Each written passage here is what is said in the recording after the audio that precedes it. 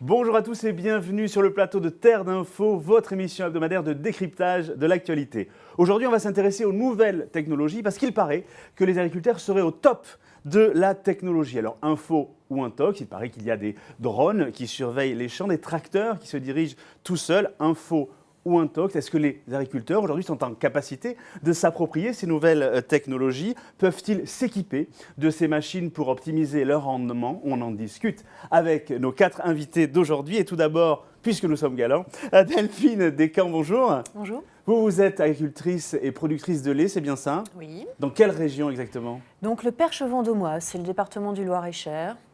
À Savigny-sur-Bray, c'est ça? Exactement, voilà. Et vous êtes, Charmante Bourgade, traversée par la Bray.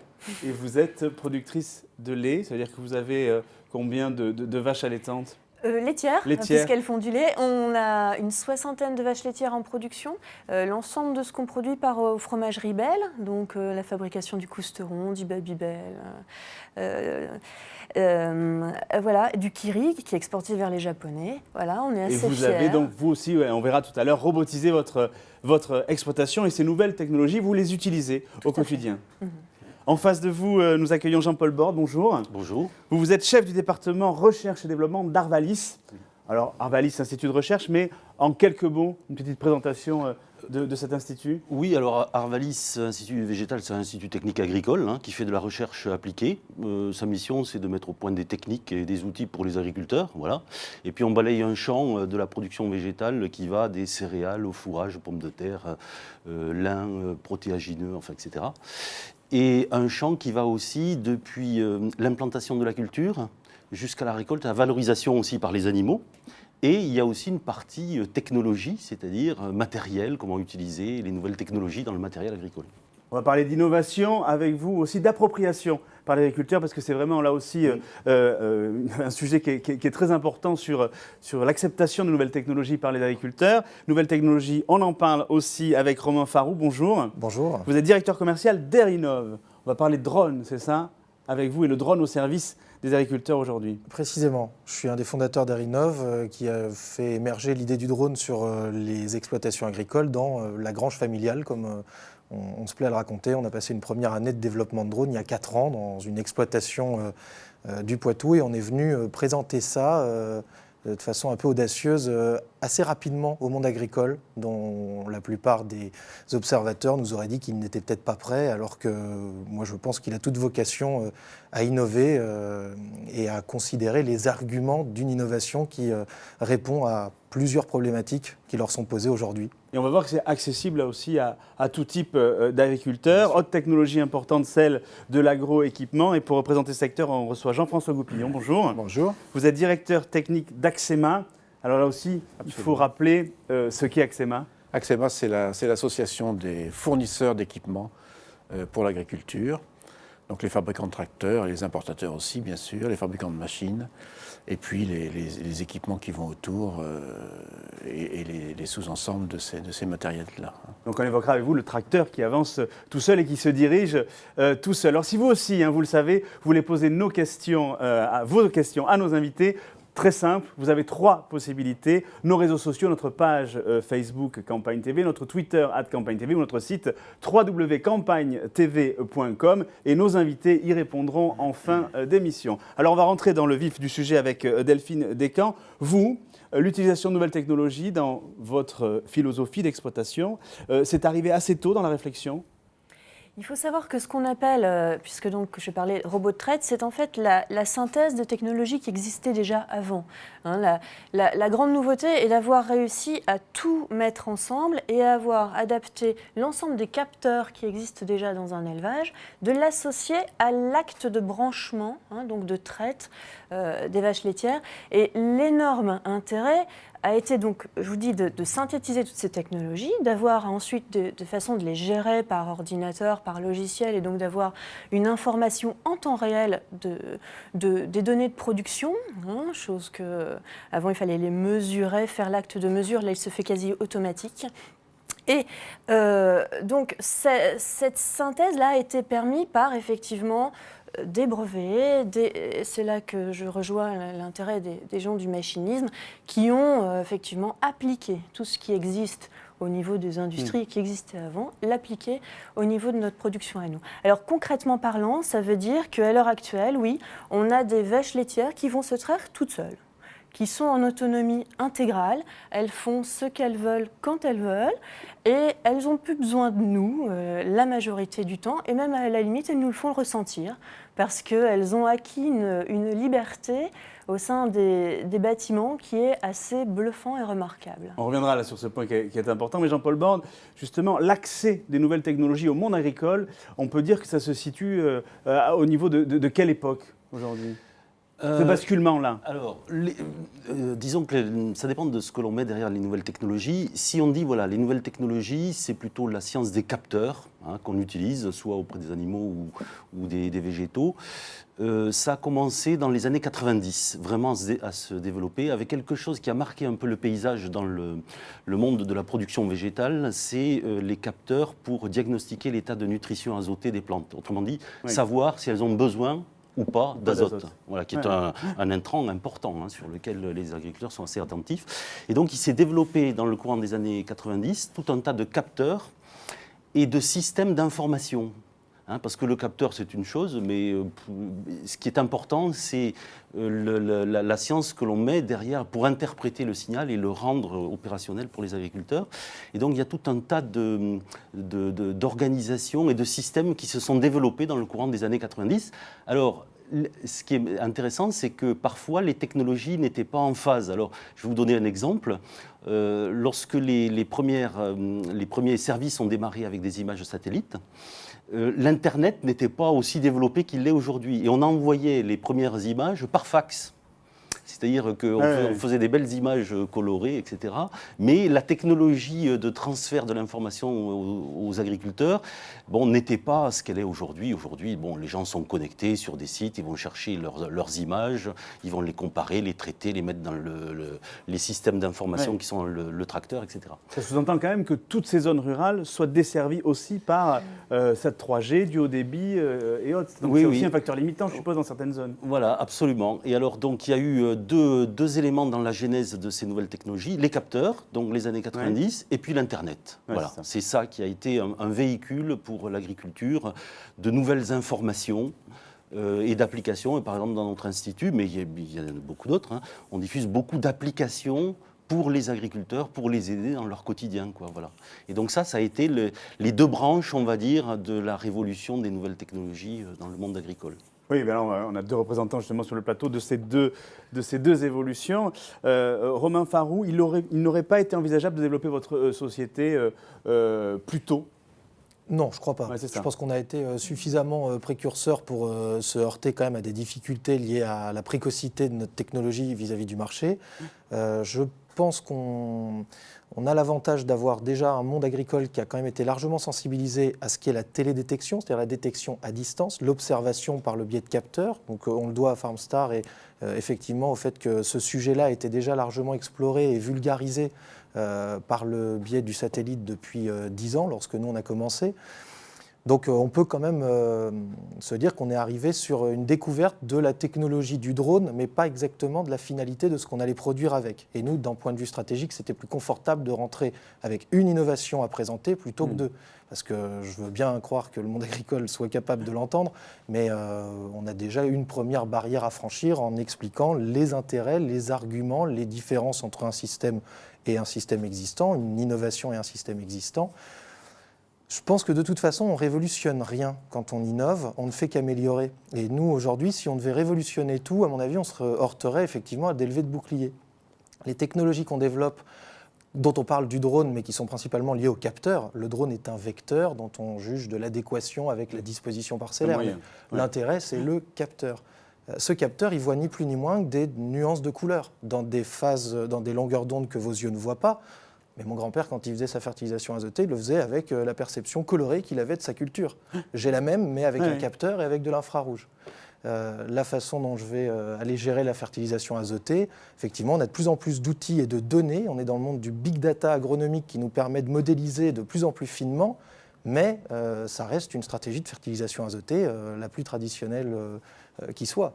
Et, Oui, voilà, justement, on a pour bien fait- comprendre justement la technologie du drone que vous développez, il y a un petit film qui va passer pendant qu'on parle, mais là aussi, si on veut être très très concret, c'est une cartographie, cette espèce de zonage pour pouvoir déterminer très concrètement où traiter, comment traiter, c'est ça? Exactement, Hein? ça se détermine de la même manière que les technologies précédentes, mais avec un niveau de précision qui est au mètre carré. À chaque mètre carré, c'est comme si on réalisait un prélèvement, un échantillonnage. C'est pareil, on ne révolutionne pas la technique de prise de décision sur l'azote, on révolutionne la technique d'échantillonnage de l'élément agronomique qui nous permet de décider. Donc on échantillonne la biomasse d'un colza ou le taux de chlorophylle d'un blé, de la même manière qu'on le fait classiquement. On va faire cet échantillon d'habitude dans sa parcelle, mais on le fait à 4 ou 5 endroits, représentatifs statistiquement le mieux possible de la totalité des zones. On rentre dans un monde de la gestion intraparcellaire. Aujourd'hui, il y a des logiques de remembrement, des historiques de parcelles qu'on ne connaît plus, qu'on ne situe plus, et des effets climatiques chaque année qui les font se traduire différemment. Donc on a besoin d'une dernière photo avant d'aller vous faire sa pratique, qui est aujourd'hui celle de la fertilisation azotée, une dernière photo très actualisée de l'état et des différences, des hétérogénéités intraparcellaires. Est-ce que ces évolutions technologiques, celles que vous développez, elles sont facilement acceptées par les agriculteurs? Et en tout cas, est-ce qu'ils se les approprient assez facilement ou est-ce qu'il y a des réticences, j'allais dire peut-être même générationnelles, à ces technologies-là? Le gros avantage qu'on a, c'est qu'on vient du monde agricole et que je pense qu'on est arrivé avec une démarche d'agriculteurs plutôt qu'avec une démarche d'ingénieurs qui allaient venir leur apprendre ce qu'ils allaient devoir améliorer. D'accord. Moi, je viens avec la vocation d'aider mes parents. Je viens avec la vocation de leur apporter une solution dans le contexte qu'ils ont passé, des difficultés qu'ils ont eues et de celles qui les attendent. Et j'ai vu se remembrer des parcelles. J'ai vu les parcelles d'élevage de mon grand-père se remembrer pour donner une parcelle à pivot de production de maïs. Ben moi-même, je n'ai pas très bien souvenir d'où étaient les haies que j'ai coupées quand j'avais 12 ans. J'en ai pas coupé trop, on en a gardé quand même pas mal. On essaie quand même d'équilibrer tout ça. Déjà, on a une vocation raisonnée dans le monde agricole. J'ai été jalon devant les pesticides. À l'époque, on n'avait pas de GPS. Je suis ravi qu'aujourd'hui, mon père le fasse tout seul avec son équipement et que ces pesticides soient apportés de façon plus raisonnée que ce que j'ai pu connaître dans les années 80. On ne va pas se mentir. Et aujourd'hui, quand on peut l'améliorer, on améliore d'une part un point fondamental pour les exploitants, c'est leur marge. Oui, complètement. Ça aussi, on le verra dans les différents reportages que nous découvrirons tout au long de cette émission. Mais Jean-François Goupillon, à l'image de ce que vient de dire Romain Farou, est-ce que finalement ces outils-là et ces nouvelles technologies ne sont finalement que des outils d'aide à la décision? C'est-à-dire que l'arbitrage final, il reste malgré tout à l'agriculteur, quoi. À l'arbitrage final, il reste évidemment à l'agriculteur aujourd'hui. Peut-être que ça va encore évoluer vers une prise de décision plus partagée, mais je voudrais rappeler que pour nous, au moins industriels, ces nouvelles technologies, elles viennent de plus loin. Oui. Elles ont porté leur signification un peu dès le début. Je donnerai un exemple qui est celui c'est la fin des années 70. On faisait beaucoup de la boue encore à cette époque-là. Il y avait une grosse problématique, c'était d'éviter de s'embourber régulièrement. Et accessoirement, ou moins accessoirement, en fonction des crises pétrolières qu'on a connues, éviter de consommer trop de carburant. Hein. Et je pense que le début de l'évolution a commencé quand on a introduit l'électronique sur les tracteurs et qu'on a piloté électroniquement des relevages.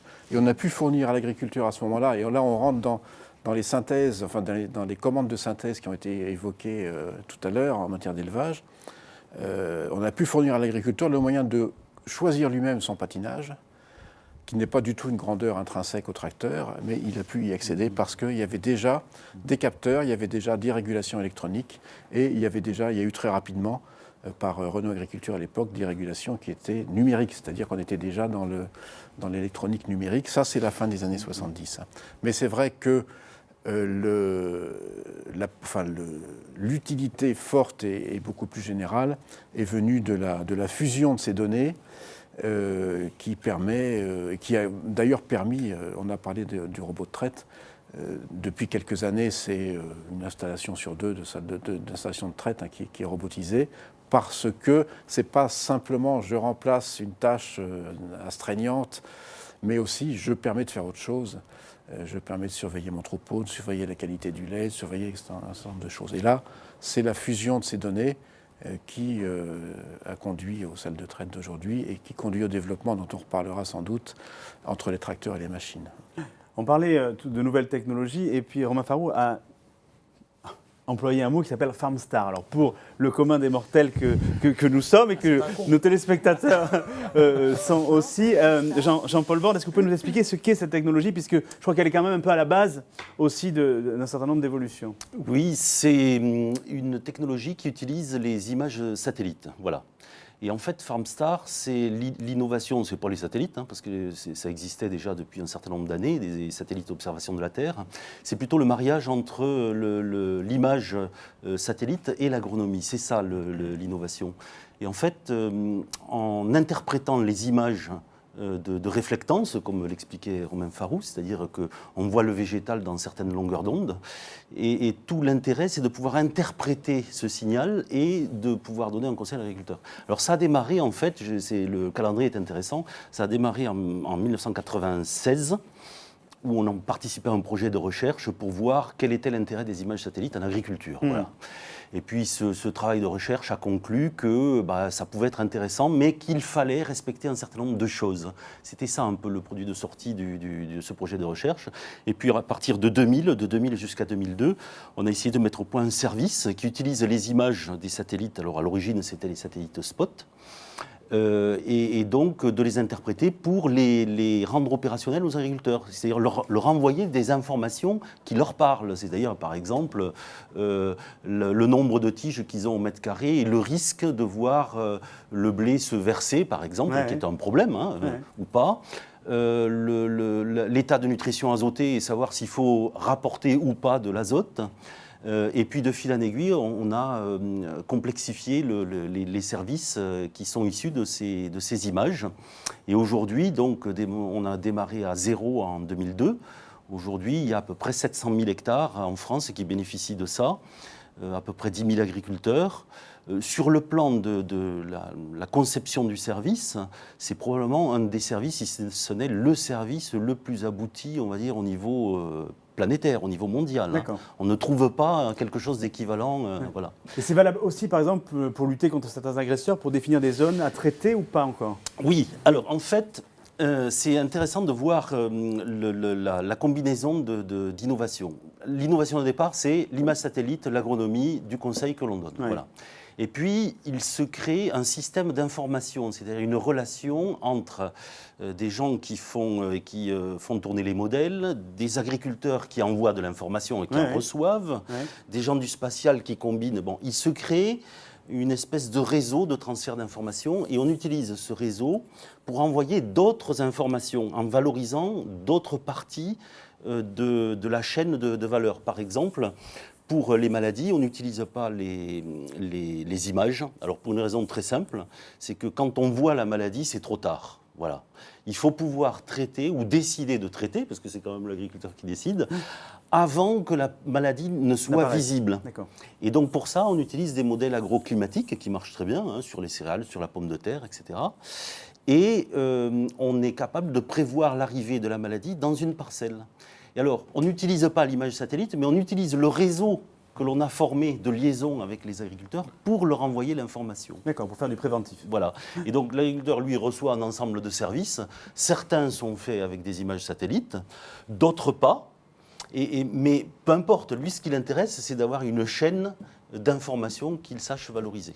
Alors justement, on va aller retrouver Thomas Raveau, qui est agriculteur pas très loin de chez vous, Sophie Descamps, en Maine-et-Loire, et qui utilise justement cette technologie FarmStar sur son exploitation. On va le retrouver et il va justement nous expliquer les atouts de cette nouvelle technologie.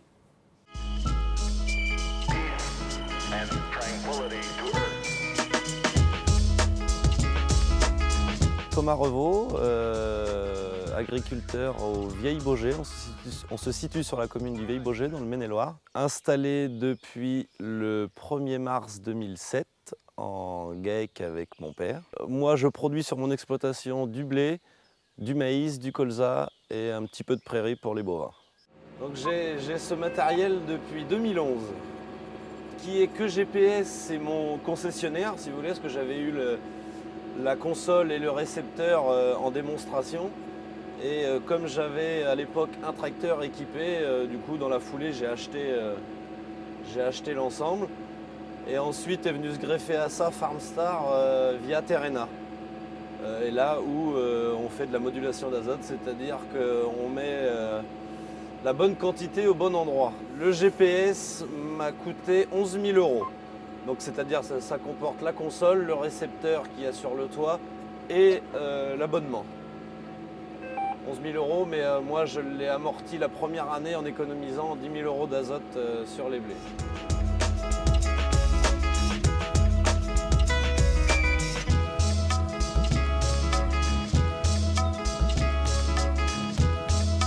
Ça me permet un confort de travail déjà, de une. En blé, les premiers passages, sinon avant on jalonnait à la main pour avoir tous nos écartements de passage. Puis surtout un intérêt économique parce que j'estime qu'on économise à peu près 15-20 % d'azote sur les blés. Le GPS, il me sert pour tout dans les champs, que ce soit du déchômage, de travail de sol, les semis. Tous les semis sont réalisés au GPS, donc une précision extraordinaire.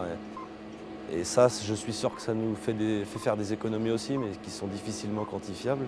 Ça évite les recroisements. On s'en sert pour tout. J'ai ma moissonneuse est équipée aussi d'autotrac. C'est vraiment un confort vraiment très très bien. Sur l'azote, on était beaucoup moins précis parce que ça voulait dire qu'on mettait une certaine quantité et on faisait partout pareil. Ça veut dire que les endroits qui étaient potentiellement moins bons avaient la même quantité, donc c'était vraiment du gâchis, quoi. Et puis sinon, sur les semis, on faisait à la main, à l'œil. Déjà, le FarmStar m'envoie les cartes que le satellite prend pour la modulation d'azote sur mon ordinateur de bureau. Et je mets ça sur ma clé USB et après que ma clé USB, je la branche sur la console. En fait, c'est un satellite. C'est un satellite qui prend des photos des cultures de sortie d'hiver jusqu'à aujourd'hui à l'épiaison. C'est-à-dire qu'il calcule la biomasse au mètre carré en sortie d'hiver et il la recalcule là sur les blés juste avant l'épiaison.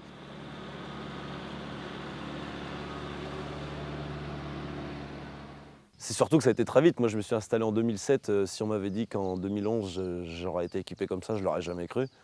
Et de toute façon, ça va être... ce n'est qu'un début. C'est une certitude. Mon père et même mon grand-père, que j'ai la chance encore d'avoir, et qui vient, et ils sont ébahis. C'est vrai, c'est une génération qui a tout vu, et c'est vraiment que c'est extraordinaire, c'est extraordinaire. Malgré ce qu'on dit, l'agriculteur est le pollueur, mais on fait tout pour justement moins polluer grâce à ça, grâce à l'évolution technologique. Retour sur le plateau de Terre d'Info avec vous, Jean-François Goupillon. On vient découvrir justement dans le reportage les atouts, en tout cas de la technologie FarmStar. Alors, est-ce que ça existe sur tous les types de machines agricoles que vous préconisez ? FarmStar, c'est une technologie qu'on pourrait appeler propriétaire, qui a été développée par un fabricant.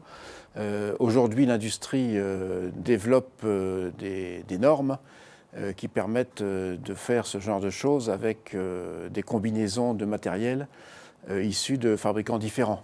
Ça veut dire que quel que soit le type de fabricant, les machines peuvent communiquer entre elles. C'est ça. D'accord. C'est ça, il y a une norme unique. C'est ça l'objectif. Il y a une norme unique qui est connue sous le nom d'ISOBUS.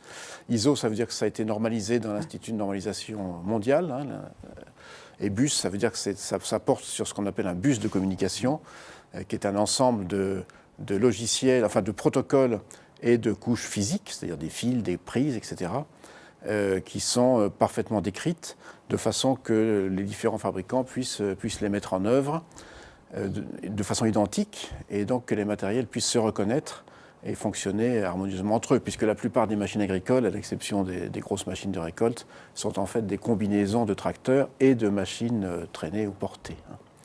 Et sur ces machines justement agricoles, est-ce qu'on est sûr de garantir une amélioration du rendement ? Parce que l'agriculteur qui nous écoute aujourd'hui peut se dire, voilà, je veux bien investir, c'est ce qu'a fait notre ami dans le reportage, mais malgré tout, est-ce que je suis sûr d'améliorer mon rendement ? Ce que vous appelez rendement, c'est-à-dire la production ou c'est le rendement économique de l'entreprise? Parce que l'objectif, c'est quand même d'abord l'efficacité économique de l'entreprise. Et là, je pense que oui, c'est l'objectif poursuivi par tout le monde, avec des résultats qui diffèrent, enfin qui sont de poids différents suivant les opérations culturales, mais on sait qu'un guidage plus précis permet d'économiser du temps. Des intrants, on l'a vu dans le reportage. On sait qu'une localisation précise et des outils qui sont facilement réglables ou qui se règlent tout seuls permet d'économiser des intrants. Tout ça, c'est effectivement l'objectif. Encore une fois, les systèmes, les technologies nouvelles, les systèmes automatisés, voire robotisés, n'ont pas leur place s'ils font simplement le remplacement d'une tâche plus ou moins basique de l'individu. Ils n'ont leur place que s'ils améliorent son efficacité. On a vu justement les atouts dans le reportage et dans ce que vous dites aujourd'hui, mais quelles sont les limites aujourd'hui de l'électronique embarquée et de cette technologie-là ? Il faut être honnête et dire qu'il y a encore des limites en termes de compatibilité. D'accord. Il y a un chantier actuel qui est mené par l'industrie au niveau mondial au travers d'une association qui s'appelle AEF, qu'on peut traduire en français comme Association des industriels de l'agriculture pour l'électronique.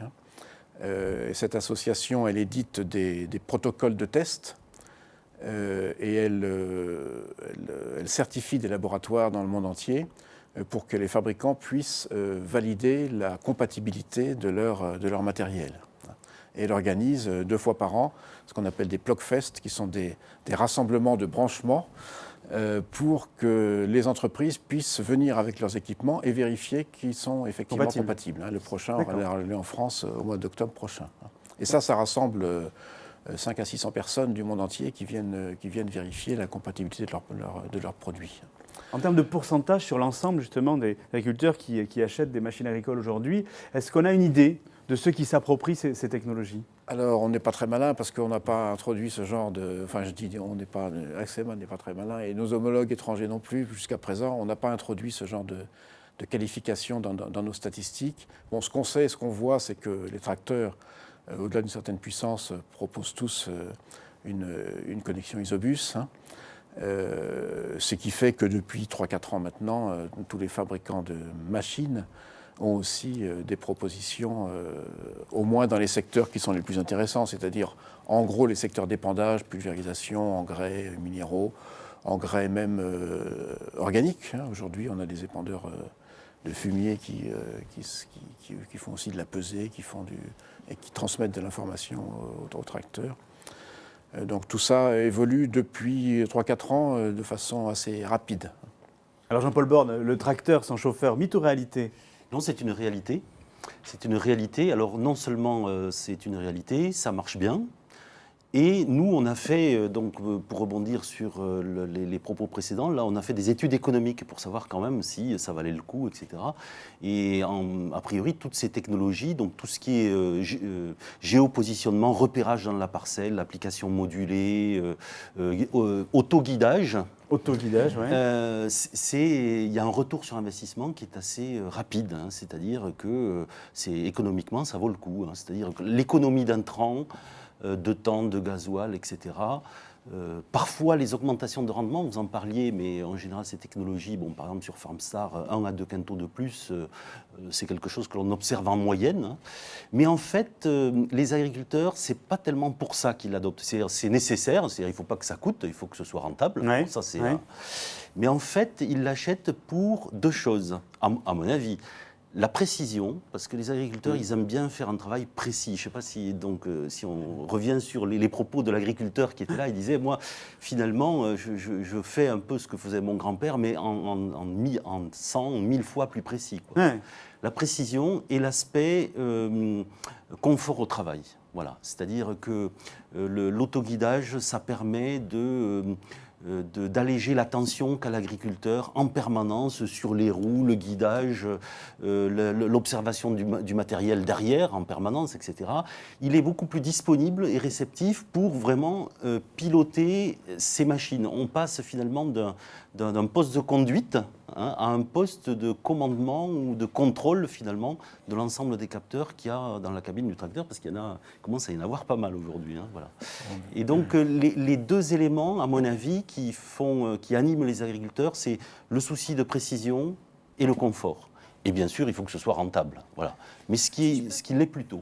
Si je peux ajouter un Delphine troisième Descamps. argument, si vous permettez, en tant qu'utilisateur aussi, il y a aussi le côté traçabilité et le côté enregistrement des pratiques qui là, effectivement, quand c'est automatisé, non seulement c'est effectivement régulier et bien fait, mais c'est enregistré et ça permet effectivement après, avec tous les liens informatiques possibles, de mettre à jour les cahiers de traçabilité qui là sont la lourdeur réglementaire qui touche les agriculteurs et là aussi c'est une assistance très intéressante. Delphine Descamps, est-ce que là aussi l'impact environnemental est un des outils de la décision? Bien entendu, ça fait partie. Alors, en plus, en tant qu'éleveur, où là, j'oserais dire, on a le double impact qui est les cultures et les effluents qui sont, comme on l'a très bien dit, aussi épandus de façon là, rigoureuse.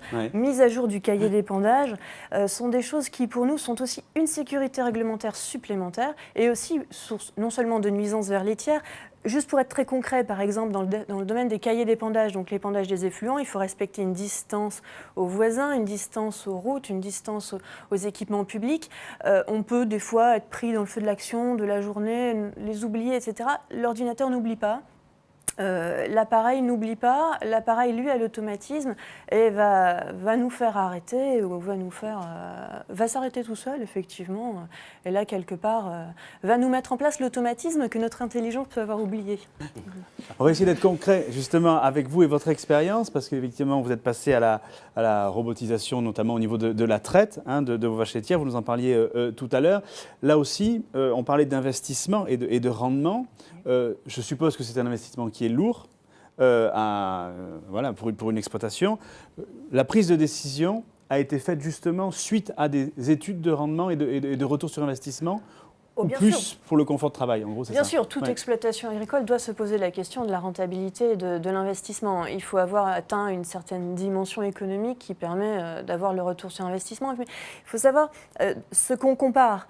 On est sur un matériel qui, moi, dans mon cas, fonctionne 24 heures sur 24, 7 jours sur 7. Donc, quand on compare à de la main-d'œuvre salariée, on n'est effectivement pas sur la même comparaison, puisque vous savez que la traite, l'élevage laitier est une astreinte biquotidienne et samedi, dimanche et jour férié. Donc, il faut prendre en considération ces choses-là. Il faut prendre en considération qu'est-ce qu'on remplace. Moi, en l'occurrence, effectivement, on avait ce souci de main-d'œuvre, donc il fallait comparer l'emploi d'une main-d'œuvre. On avait des installations qui devenaient aussi peut-être en bout de vie, donc c'est à ce moment-là que se pose la question au moment du remplacement. Et donc, on a fait une étude économique, effectivement. On amortit sur une durée de fonctionnement. Toute la question est effectivement de la durée de l'amortissement, de la fiabilité de la technologie, des coûts induits méconnus, mais ce sont des prises de risque que l'on prend. Et surtout, donc, avec pourquoi donc votre question était a-t-on décidé à ce moment-là? C'est parce que la technologie était mûre et mature. On n'a pas été effectivement tout à fait les tout premiers. Il a fallu quand même un petit peu d'expérience, de retour d'expérience. Moi, en l'occurrence, concernant donc mon installation de robot de traite, on est déjà sur la 4e génération de ce matériel-là. Donc, il a déjà été éprouvé, amélioré. Et après, il faut effectivement une certaine confiance dans le constructeur. Est-ce que vous êtes accompagné justement? Est-ce qu'il y a une formation, que chaque constructeur délivre une formation pour justement s'approprier l'outil? Bien entendu, oui. Là, en l'occurrence, on revoit tout un bâtiment, donc on est accompagné par le constructeur. On a aussi quand même énormément de conseils en élevage qui nous apportent des observations, des remarques. Et puis on a aussi un grand réseau avec des voisins qui l'ont déjà mis en place, qui apportent leur expérience. On a cette chance en élevage d'être très réseau, d'être et nous, en l'occurrence, par exemple, si on a choisi cette marque-là, c'est que notre voisin l'avait déjà, qu'on pouvait s'entraider avec lui, se faire remplacer. Parce que dès lors qu'on est comme ça sur des technologies, il faut avoir les gens qui connaissent cette technologie. On est sur une forme de main-d'œuvre différente. On est moins sur des exécutants, on est sur des gens qui ont... Un peu plus qualifiés. Vous avez un besoin on peut dire ça, ou du moins plus habitué, on va dire. Et parce qu'on s'approprie toute forme de technologie dès lors qu'on le veut, j'en suis persuadée. Et donc on a perdu des gens qui n'ont plus cette crainte de la technologie, qui ont su se l'approprier, et ça c'est des choses qui demandent une certaine effectivement expérience, on va dire.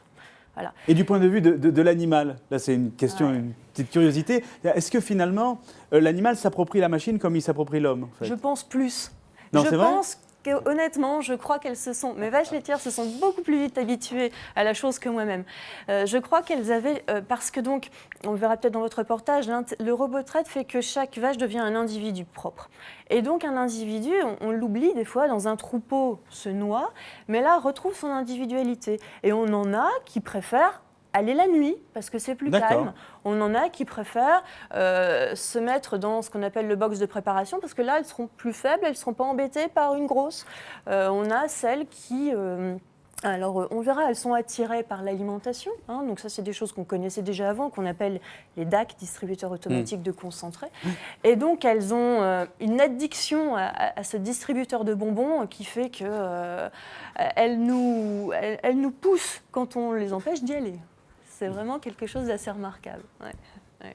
Alors justement, vous parliez de reportage dans un élevage laitier. Alors direction, là aussi, votre département ou à côté, le Maine-et-Loire. On va retrouver Jean-François Thierry, là aussi, mais pour un autre type de robot, qui est celui de robot d'alimentation.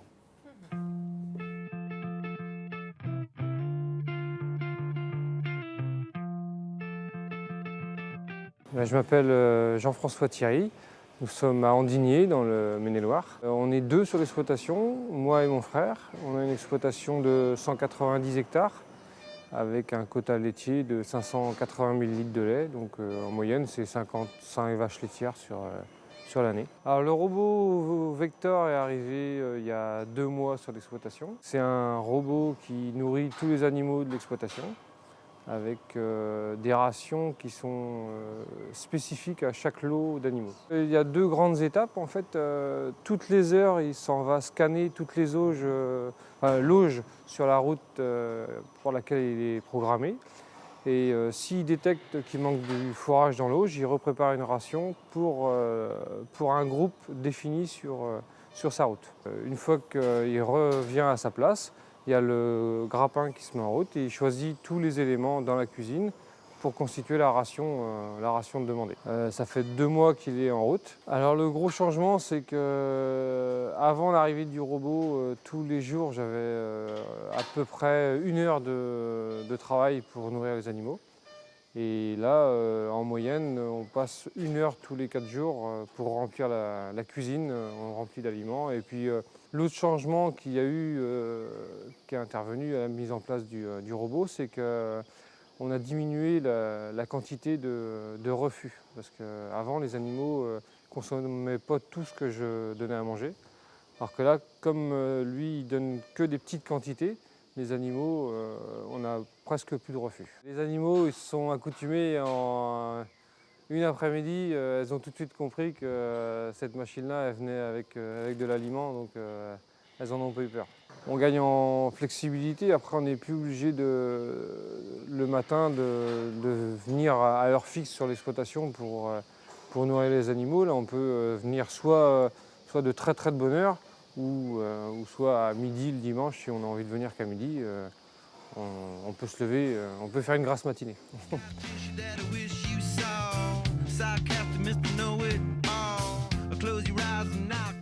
On avait un tracteur et un bol mélangeur à renouveler.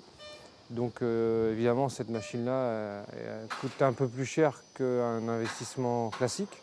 Mais il faut compter qu'on a la main-d'œuvre en moins. Donc ça dépend à quel coût on valorise notre main-d'œuvre. Et l'autre avantage, c'est que lui, sur mon exploitation, il distribue 6 rations différentes. Alors qu'avant, je faisais 2 rations. Je faisais une ration pour les vaches laitières et une ration pour les génisses. Et j'essayais d'accoutumer, d'en mettre un peu plus pour les autres lots ou un peu moins. Alors que lui, quand il se déplace, c'est vraiment pour une ration spécifique au nombre d'animaux qui se trouvent dans la case. Donc il y a des économies d'aliments. Sur une année complète, je pense qu'on devrait faire des économies d'aliments. Il y a une application qu'on télécharge pour le smartphone. Et moi et mon frère, on a l'application et on peut le lancer. Elle mange mieux, oui, elle mange mieux, elle mange surtout plus équilibré et du fourrage frais à chaque distribution. En gros, il distribue 7 fois par 24 heures pour les vaches laitières, donc c'est 7 fois des petites quantités de fourrage équilibré. Automatiquement, on devrait gagner en production. On a l'opération de paillage qui se fait à la main, mais qui pourra peut-être se mécaniser dans l'avenir, à voir, quoi. Sur le plateau avec nos invités et notamment Delphine Descamps. Alors justement, on a parlé de vos robots de traite. Le robot d'alimentation, vous l'avez aussi ou pas? Non, celui-là, on n'a pas fait ce choix technologique. Nous, on a une Puma qui fait ça, mais enfin, voilà, ça, c'est... Voilà, comme il dit, voilà, chaque exploitation a ses besoins, correspond à ses... Voilà, comme il l'expliquait, à ses besoins de main-d'œuvre ou ses besoins de changement de matériel, et après, choisit et s'adapte en fonction de ce qui est possible technologiquement. Mais je constate l'addiction qui arrive au niveau des technologies. Voilà, quand une tâche a été robotisée, il en faut une autre. Oui, la après. tâche d'après. Ah bah, La tâche oui, d'après. et puis les industriels sont aussi friands justement de ces différentes adaptations et pour vous faciliter la vie, parce que c'est aussi un emploi du temps qui a dû changer pour vous. Oui, immanquablement. Il a dit exactement la même chose. La souplesse, effectivement, la souplesse dans notre travail, parce qu'effectivement, on est désormais, on doit toujours intervenir. Hein. Il faut quand même, la machine, c'est des automatismes, ce n'est pas une intelligence. Il faut quand même effectivement toujours diriger les machines, et les contrôler, les surveiller. Évidemment, ça c'est évident. C'est pas la même main d'œuvre, mais c'est une main d'œuvre qu'on a toujours besoin. Mais pardon, j'ai perdu le fil de mes idées. Donc, une fois qu'on a pris ça, qu'on a compris comment fonctionnent les machines, on adapte son emploi du temps en fonction de ça.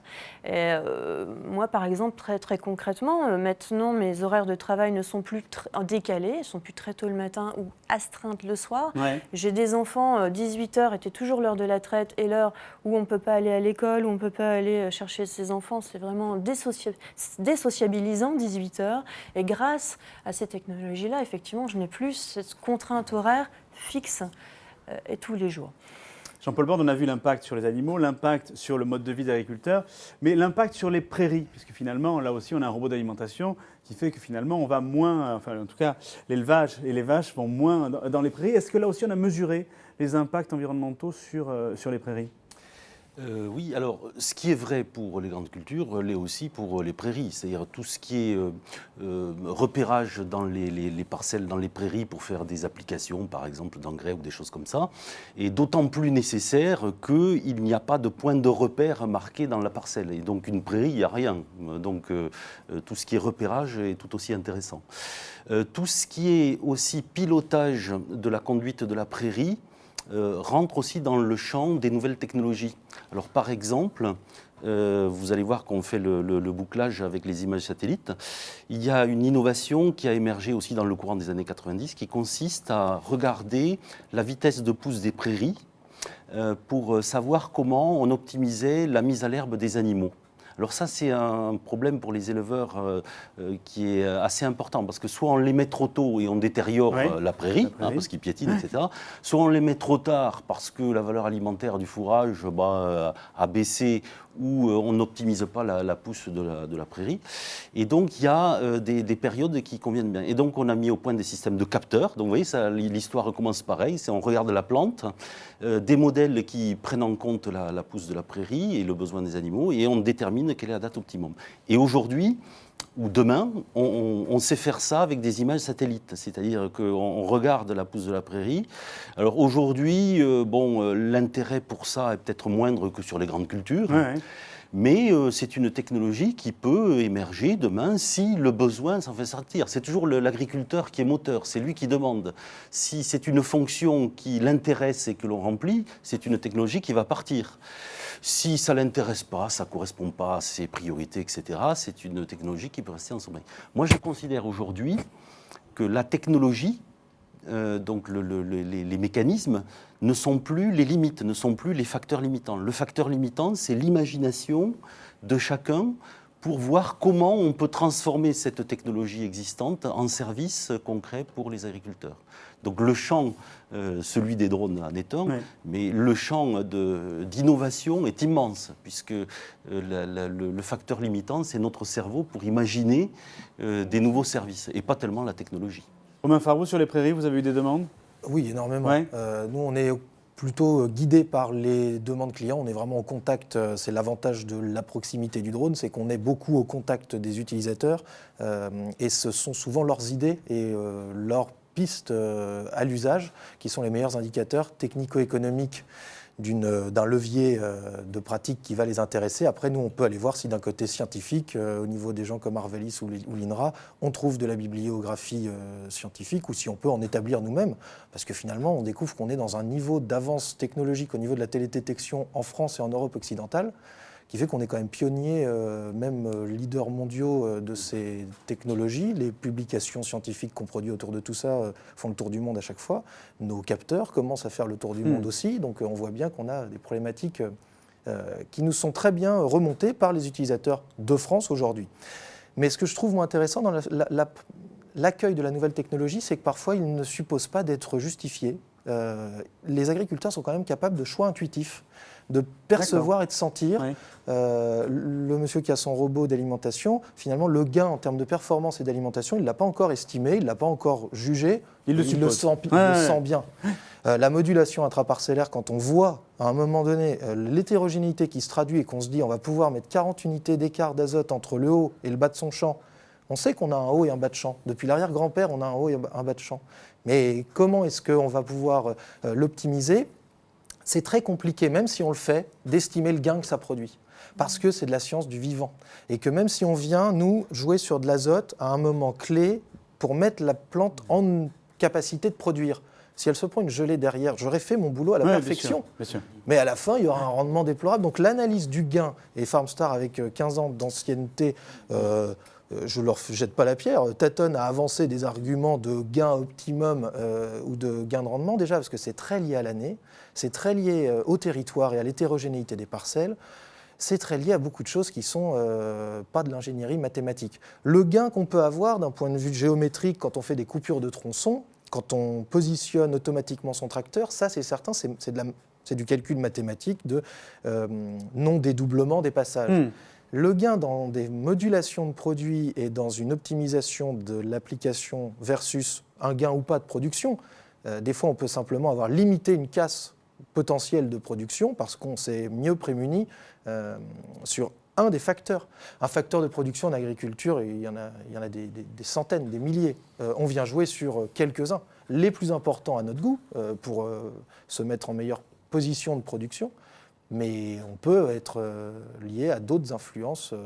Donc c'est compliqué d'estimer le gain, mais on n'en a pas encore tellement besoin, parce qu'aujourd'hui, les principaux technophiles qui vont vers ces innovations, ils y vont par conviction, par presque vocation. Et par intuition, c'est ce que et vous par disiez. intuition. Et ça, c'est plaisant quand même de pouvoir se reposer sur cette, ce mouvement bon sens-là et sur ce mouvement voilà, et puis c'est proactif. positif. C'est quand même des gens qui sont proactifs, exactement.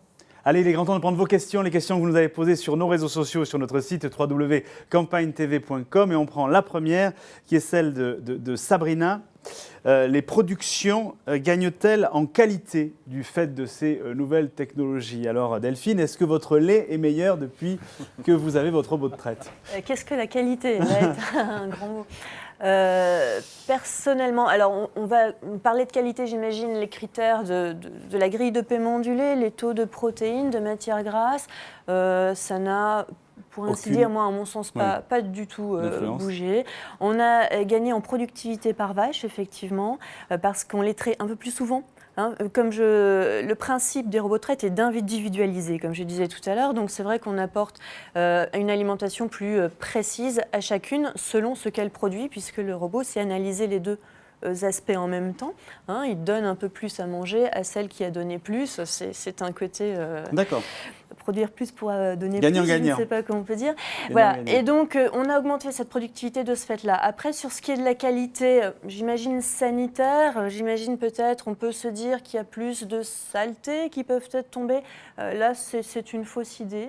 Ça dépend de toute façon de l'entretien global du bâtiment par ailleurs. Comme je disais, il y a quand même encore beaucoup de tâches qui supposent encore qu'on soit encore présent et qu'on entretienne par ailleurs et qu'on ait des mesures de par ailleurs. Pour tout ce qui est du domaine en traitement antibiotique ou traitement maladie, là effectivement c'est d'une sécurité totale. Là la machine... Oui, parce qu'elle mesure la température du lait et si vous avez aussi déjà, des évolutions... Dès lors vous avez qu'on des a ce alertes, qu'on appelle je suppose. une augmentation de conductivité, donc le lait qui se transforme, on a tout de suite des alertes qui sont souvent signes d'infection. Donc pour ça, il faut bien entendu qu'on soit présent, mais on a énormément de phénomènes d'alerte c'est d'ailleurs mon boulot tous les matins, ça, de surveiller ça. Et pour ça, on ne peut pas dire qu'il y a détérioration de qualité, y a-t-il amélioration? Pour moi, c'est sensiblement, c'est pas pire. Question suivante, la question de Franck. Est-ce que le développement de ces nouvelles technologies ouvre de nouvelles perspectives d'emploi? Jean-François Goupillon, est-ce que, par exemple, au sein des industries que vous représentez, est-ce que ces nouvelles technologies créent de l'emploi? Ces nouvelles technologies, elles animent le marché, elles conduisent à des matériels qui ont une valeur intrinsèque plus élevée. Faut dire quand même aussi qu'elles existent dans l'industrie, que de la même façon, il y a des robots qui se mettent en place dans les usines. Oui. Mais globalement, c'est vrai qu'elles participent à l'économie de l'industrie. Et elle participe à la bonne tenue, en tout cas à la bonne tenue de l'emploi dans notre secteur, qui est un des rares qui ne sont pas affectés par le chômage. Il y a un type de création d'emplois qui découle de la nouvelle technologie, c'est celui du métier d'agriculteur. Parce qu'aujourd'hui, les nouvelles générations aussi reprennent goût à l'idée de reprendre les exploitations, parce que les nouvelles technologies les intéressent, parce que ça les ramène dans le monde extérieur réel et dans lequel ils vivent naturellement, technologique dans lequel on vit, des réseaux sociaux, des tablettes, des smartphones. Et aujourd'hui, moi, je vois beaucoup à la fois d'agriculteurs d'une génération qu'on aurait pu juger pas concernés par les nouvelles technologies, qui le sont d'autant plus que maintenant ils sentent qu'ils ont quelqu'un qui va reprendre derrière eux et qui ne veulent pas lui confier un outil de production obsolète. Et que maintenant on a des gens de 55, 60 ans qui se mettent à l'informatique, à l'électronique, alors qu'il y a peut-être 10 ans on n'aurait jamais cru qu'ils passeraient le cap, qu'ils auraient peut-être laissé terminer l'outil de production en optimisant et en rentabilisant au maximum celui qu'il était. Ils repartent sur de l'investissement et les jeunes derrière, donc quand on fait des démonstrations, des visites de BTS, de BTA, c'est incroyable à quel point ce côté un peu réfractaire à l'informatique, à l'électronique qu'on aurait pu avoir dans les années 90 où c'était pas très au point, maintenant que ça devient très intuitif et vraiment clé en main, ça fait que le monde agricole effectivement renaît un petit peu et que les générations sont amenées à se renouveler grâce à ça. Ça, c'est primordial dans l'élevage laitier, effectivement. Là, primordial. Où là, effectivement, on avait une image d'astreinte, de pénibilité, d'odeur, où là, vraiment, ça a apporté un... Et il y a effectivement beaucoup de personnes de 50-55 ans qui investissent dans les robots de traite. Ce ne sont pas que les jeunes, effectivement. Des gens qui veulent entrer dans la continuité, dans la modernité, et donc être vendeurs... pour transmettre leur exploitation. Ils ne veulent pas pénaliser. Delphine, il nous reste 30 secondes, mais je vais prendre la dernière question, parce qu'elle aussi, elle intéresse, je pense, pas mal de téléspectateurs qui nous regardent aujourd'hui. C'est la question de Michael. Existe-t-il des aides financières, justement, pour développer ces achats sur les exploitations? Est-ce que vous êtes accompagnés, vous, agriculteurs, sur cette transformation, en tout cas, d'outils? Alors, il existe localement des plans qui sont souvent gérés par les régions ou par ce qu'on appelle les pays. Je pense par exemple au plan les PVE, plan de développement... Voilà, merci. Les sigles en agriculture. Où là, effectivement, on a par exemple des aides quand on s'équipe de buses particulières, de choses de ce genre. Là, c'est des politiques locales, c'est assez ponctuel, on ne peut pas faire de généralité. On ne peut pas dire qu'il y a il n'y a pas une promotion de ces outils par les pouvoirs publics, en fait. En gros, c'est pas outre mesure. Il faut que ça corresponde tout de même, et ce qui est la logique des pouvoirs publics, à un intérêt environnemental. On l'a dit tout à l'heure sur la réduction d'intrants ou empêcher les doublons. Il faut que ça corresponde effectivement à des utilités publiques pour dire tout simplement. C'est en train de s'organiser de façon plus stricte, avec des objectifs de performance mieux identifiés, mais essentiellement autour d'enjeux environnementaux. C'est pas la technique en elle-même qui est primée, évidemment, mais c'est le résultat. Merci, madame, messieurs, d'avoir participé à cette émission. On se retrouve là aussi dès la semaine prochaine pour un nouveau numéro de Terre d'Info. Et d'ici là, cultivez votre jardin. Au revoir.